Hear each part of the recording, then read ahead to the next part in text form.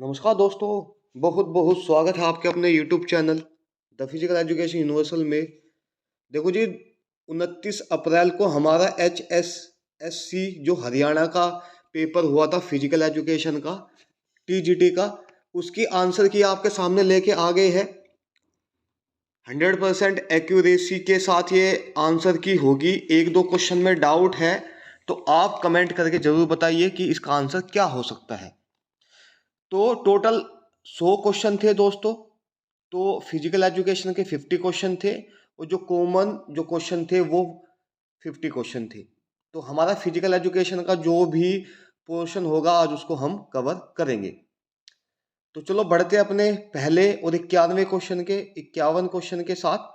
Which of the following represent the quantitative research methodology.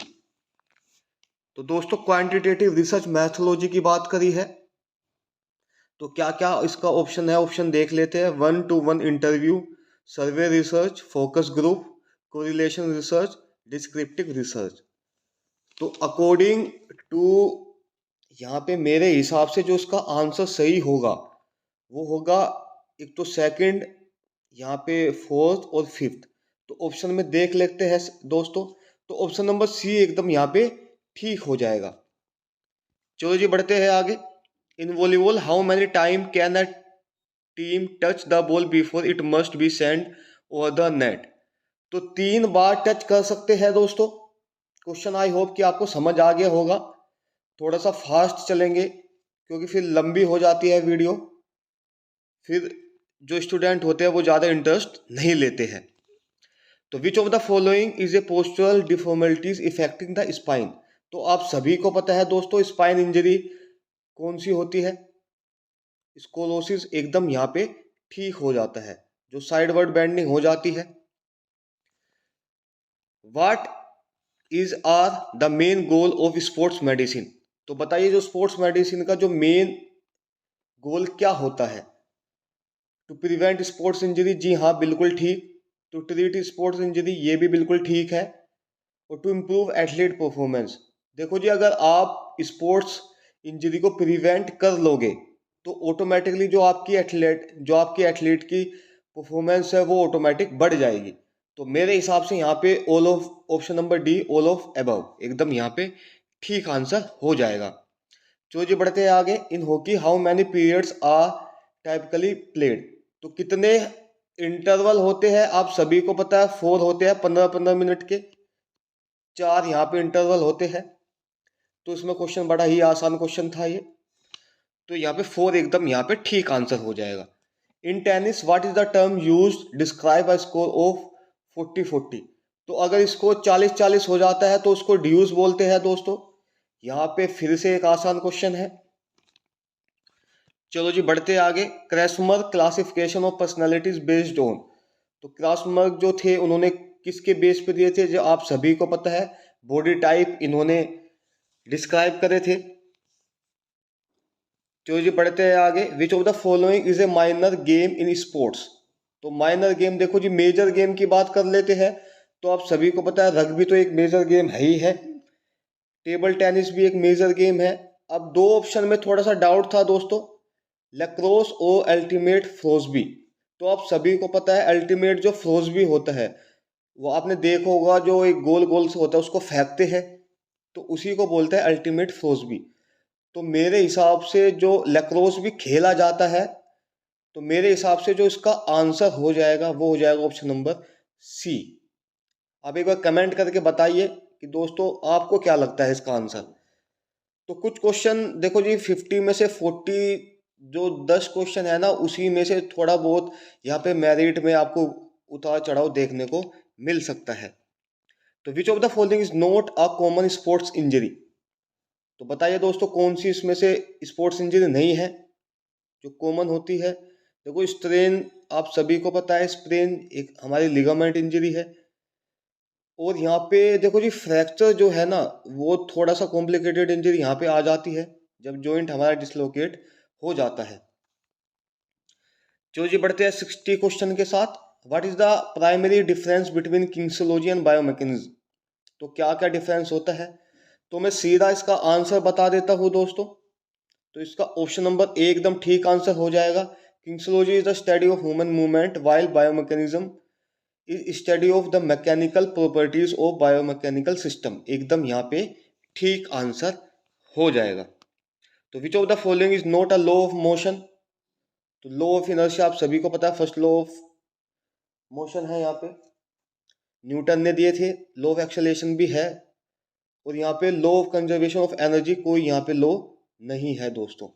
तो इसका answer हो जाएगा ऑप्शन नंबर सी, एकदम ठीक आंसर है। चलो जी बढ़ते हैं आगे। विच of the following is not a joint movement? तो आप सभी को पता है कौन सा जॉइंट मूवमेंट नहीं है। देखो जी, फ्लैक्शन हो सकता है जब एंगल डिक्रीज हो जाता है, अबडक्शन होता है जब हमारा कोई भी movement away from the body जाता है तो उसको अबडक्शन बोलते हैं। सुपिनेशन, देखो जी, कोई भी जॉइंट मूवमेंट नहीं होता है, आप सभी को पता है। एक्सटेंशन भी होता है जब एंगल इंक्रीज होता है। तो सुपिनेशन यहाँ पे एकदम ठीक आंसर हो जाएगा। तो which of the following ancient civilisation is known for promoting physical education and sports? तो यहाँ पे जो मेरे हिसाब से करेक्ट आंसर है वो ग्रीस होगा दोस्तों। ग्रीस यहाँ पे एकदम ठीक आंसर हो जाएगा। थोड़ा सा पीडीएफ की क्वालिटी थोड़ी सी इश्यू है दोस्तों, हमने भी ये क्वेश्चन एक स्टूडेंट से मांगा है, तो आप डोंट माइंड, थोड़ा सा मैनेज कर लेना। तो क्वेश्चन नंबर 64 के साथ बढ़ते हैं दोस्तों। Which of the following is not an example of fundamental movement analysed in kinesiology and biomechanics? तो रनिंग होता है दोस्तों, थ्रोइंग होता है, स्विमिंग भी होता है, हम मूवमेंट पता लगा सकते हैं। देखो जी, पुशिंग मेरे हिसाब से यहाँ पे गलत आंसर है, तो ऑप्शन नंबर डी के साथ मैं यहाँ पे जाऊंगा। तो what is the main M of sociology in sports? तो आप सभी को पता है जहां भी सोशोलॉजी आ जाता है वो सोसाइटी से रिलेट करता है। तो एक बार देख लेते हैं ऑप्शन के हिसाब से दोस्तों। तो to explore the biomechanism of the sports movement, to analyse the individual personality in sports, बताइए क्या आंसर हो जाएगा। To understand the physiological response in sports, या फिर ऑप्शन नंबर यहाँ पे b, to examine the social factor and institution in sports. तो क्या आंसर आपको लग रहा है दोस्तों? तो मेरे हिसाब से जो इसका आंसर हो जाएगा दोस्तों, वो हो जाएगा to examine the social factor and institution in sports. आप बता दीजिए एक बार। मेरे हिसाब से तो ये ऑप्शन नंबर बी एकदम यहाँ पे ठीक आंसर है। तो which of the following is not a type of pranayama? तो इसमें से बताइए दोस्तों। भस्त्रिका होती है, कपाल भारती होता है, उज्जयी भी होता है, और यहाँ पे दीर्घा, जी हाँ दीर्घा यहाँ पे गलत ऑप्शन है दोस्तों। तो ऑप्शन नंबर सी एकदम यहाँ पे ठीक ऑप्शन हो जाएगा। तो व्हाट इज द सूर्य नमस्कार? A type of pranayama, a meditation technique, a series of yoga pose perform in A sequence, या फिर नन ऑफ दिस? तो देखो जी, जो हम सूर्य नमस्कार करते हैं तो वो 12 स्टेप में होता है, आप सभी को पता है। सीक्वेंस में करते हैं, तो ऑप्शन नंबर सी एकदम यहाँ पे ठीक आंसर हो जाएगा। तो which of the following is not a part of sports management? तो कौन सा पार्ट नहीं है दोस्तों स्पोर्ट्स मैनेजमेंट का?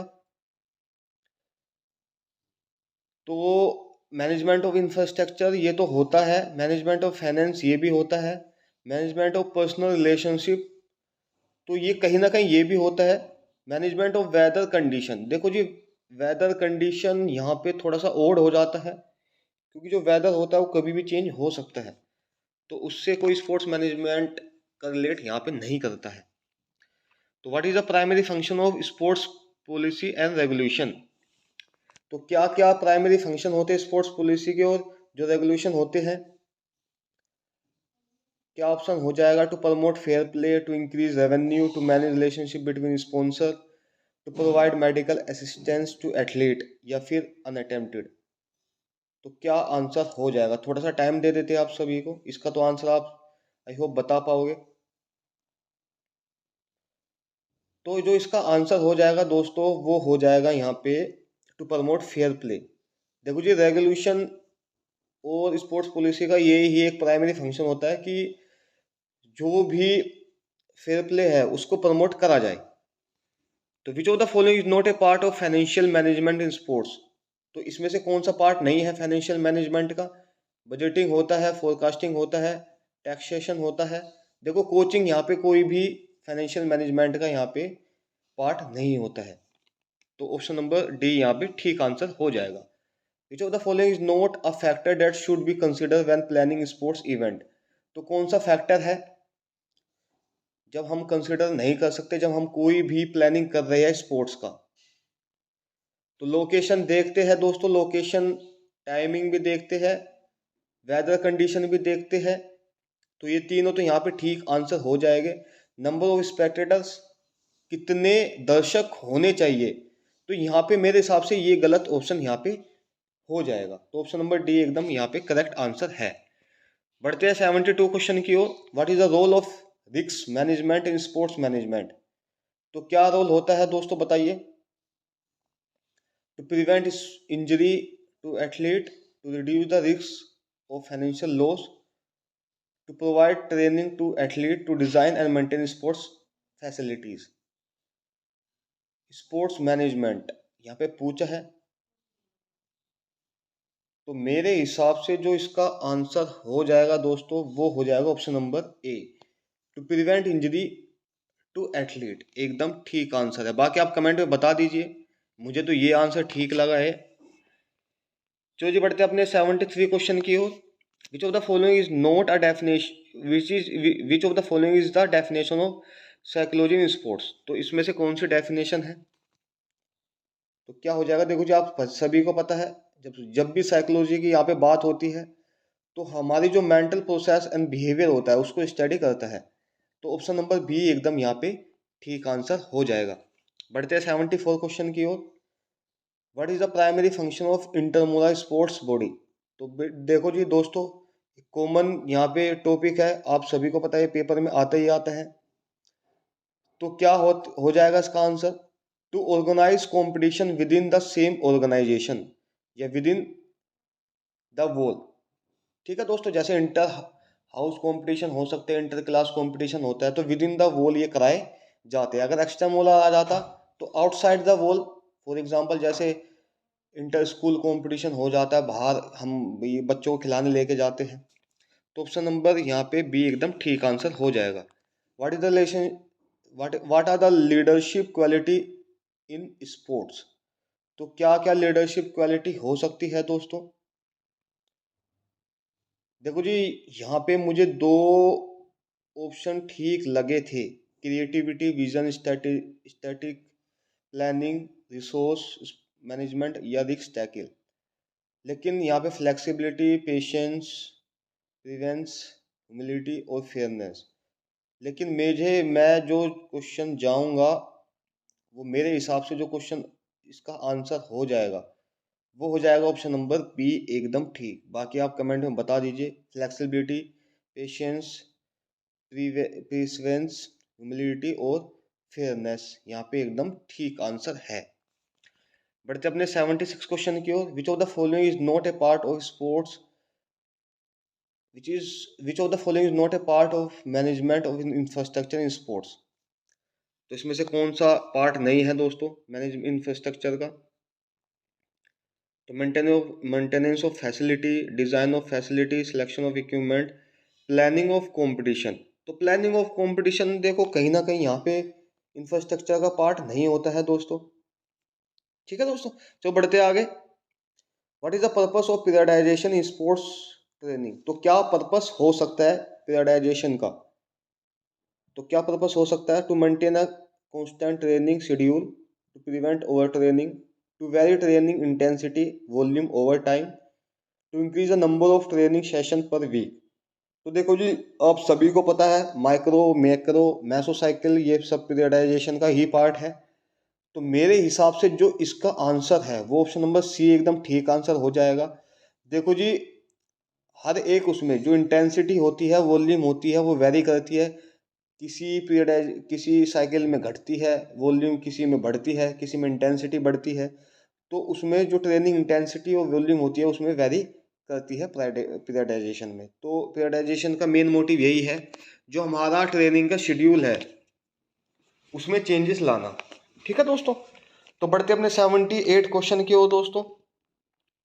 The classification of personality based on somatotype was propose bye.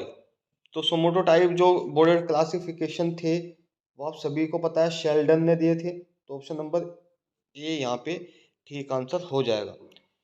Which of the following is are psychological factor that can affect sports performance. तो देखो जी दोस्तों, साइकोलॉजिकल फैक्टर बोला है, जो यहाँ पे एज है, जेंडर है, ये सब फिजियोलॉजिकल फैक्टर है। तो मेरे हिसाब से जो कॉन्फिडेंस है वो एक साइकोलॉजिकल फैक्टर में आता है, जो स्पोर्ट्स परफॉर्मेंस को यहाँ पे इफेक्ट करता है। तो कॉन्फिडेंस मेरे हिसाब से यहाँ पे ठीक आंसर हो जाएगा। बढ़ते आगे।